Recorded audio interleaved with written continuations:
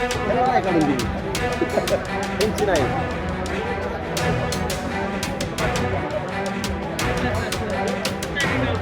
आहे पालकमंत्री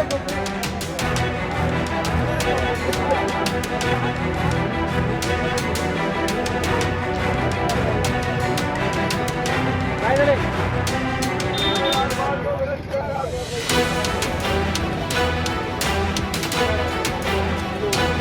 तारखेत झाला असतील त्या तारखेत एफ.आय.आर नोंदायचे आणि तुम्ही ते नोंदवून घ्यायचे.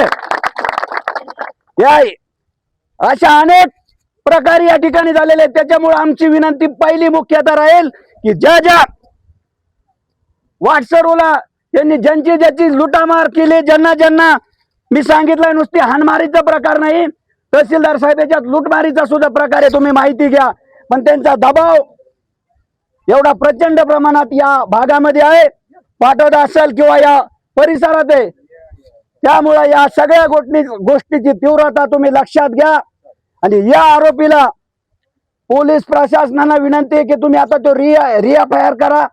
जे आमचे हे फिर्यादी सांगतील तशा पद्धतीने लिहून घ्या आणि जर नाही हे केलं तर पुढचं आंदोलन आमचं पाटोदा पोलीस स्टेशनच्या विरोधात बीड कलेक्टर आणि एसपी ऑफिसला असेल, याची नोंद आपण घ्यावा.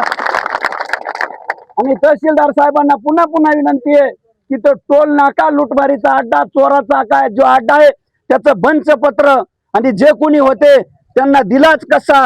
ही खरं म्हणजे टोल नाका ही राष्ट्रीय संपत्ती, आपली संपत्ती आहे. आमचे कित्येक जण म्हणत होते की टोल नाक्याला असं करायचं तसं करायचं. म्हणलं आपली संपत्ती आहे, त्याला कुणी डखा लावायचा नाही, आपल्याला कायदा हातात घ्यायचा नाही. परंतु तुम्ही त्या राष्ट्रीय संपत्ती आपली शासनाची आपली सगळ्याची संपत्ती असताना त्या संपत्तीवरून त्या ठिकाणून गाड्या म्हणजे एका बाजूला टोल घ्यायचा आणि पुन्हा दुसऱ्या बाजूला गाडीमध्ये काही लई लुटमाऱ्या झाल्या तो. त्यामुळं आमची पुन्हा पुन्हा विनंती आहे की तुम्ही हे सगळं महाराष्ट्र शासनाला, जिल्हा कलेक्टर ऑफिसला कळावं आणि पाटोदा पोलीस स्टेशनच्या सर्व स्टाफला पुन्हा विनंती करतो की तुम्ही यामध्ये कुणी कोणाच्याही दबावाखाली बळी न पडता कोणालाही वाचवण्याचा प्रयत्न करू नका.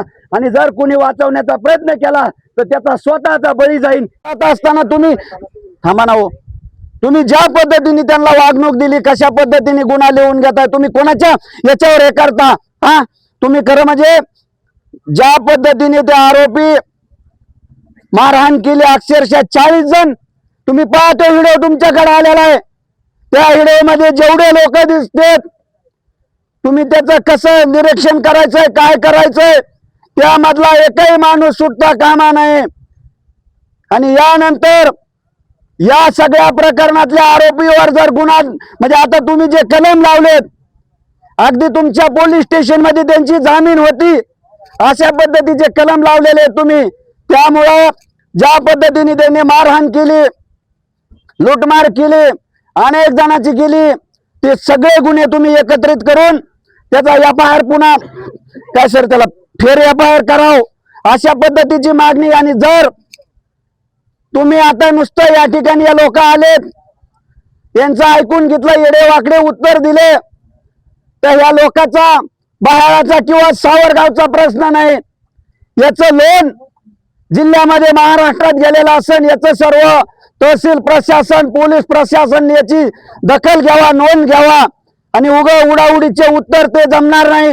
तुम्ही जे कालचा एफ.आय.आर आहे, जे आमचे फिर्यादी सांगतात ज्यांच्यावर अन्याय झाला, अत्याचार झाला, त्यांचे नातेवाईक सांगतात ते कोण राहुल शिंदे आणि ते कोणते शिंदे बंधू असतील ते 1 नंबर 2 नंबरचे आरोपी तुम्ही करा.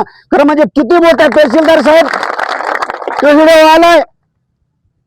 पोलीस प्रशासनातलं कुणीतरी म्हणताय की चुकून झालंय, म्हणजे ते सांगत असताना असं कसं चुकून होतंय. 1 नंबरचा आरोपी शेवटला घालायचा, ही कोणती पद्धत आहे. मग तुम्ही जी लूटमार करतात या टोल नाक्यावर, याचा वाटा कोणाला जातोय हे सुद्धा पाहणं गरजेचं आहे.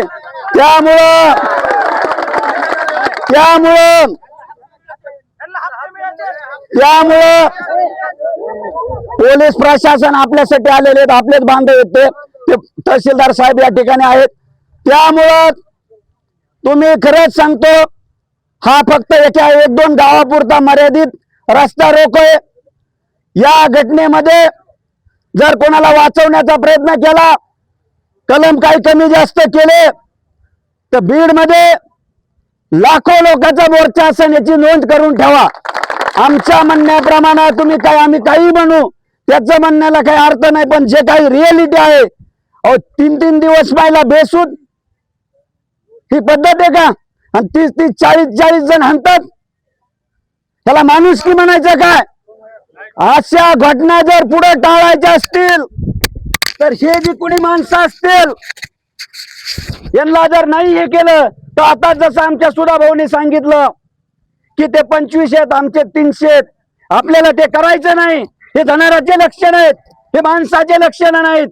पण याच्यासाठी पोलीस प्रशासनामध्ये याच्यात काही जर हाईघाई केली तर याच्यापेक्षा भयान प्रकार होते. त्यामुळं तुम्हाला आमची विनंती आहे, तहसीलदार साहेब तुम्हाला देखील विनंती आहे की त्या टोल नाक्याच्या आतापर्यंत ज्यांना कोणाला मारहाणीला जे पाठीमागे जरी झाले असतील तर तुम्ही बिनधास्त, आता जरी इथं शासन सांगतंय चुकी झाली, आरोपी 1 नंबर कोण आहे हे सगळ्याला माहिती आहे, आणि पोलीस प्रशासन सांगतंय दडदडीत चुकी झाली. ज्या पद्धतीने मारहाण झाली, म्हणजे महिलाला कशा पद्धतीने मारहाण झाली, आणि हे जे गाव आणि संपूर्ण परिसर एवढ्या मोठ्या प्रमाणात येतोय. तहसीलदार साहेब तुम्ही या घटनेची तीव्रता लक्षात घ्या. कुठल्याही घटनेचा उद्रेक 1-2 घटनेवर होत नसतोय, याला अनेक घटना पाठीमागच्या आहेत, तुम्ही जरा माहिती घ्या. त्यामुळं जे कोणी हे गुंड असतील, खरं म्हणजे हे टोल बंदीचं तुम्ही तहसील प्रशासनाच्या मार्फत टोल बंदी नाहीये, गुंडाचा अड्डा या ठिकाणून चालतोय. या ठिकाणून नुसत्या मारामाऱ्या केल्या जात नाहीत, तर गाड्याची लुटमारी केलेली आहे, तुम्ही माहिती घ्या. आणि पोलीस प्रशासन या एवढ्या लोकांना 302, 307 या प्रकरणातले आरोपी असताना सर्रास पोलीसचं परमिशन घेऊन मारल्यासारखं मारतात. पोलीस प्रशासन करताय काय?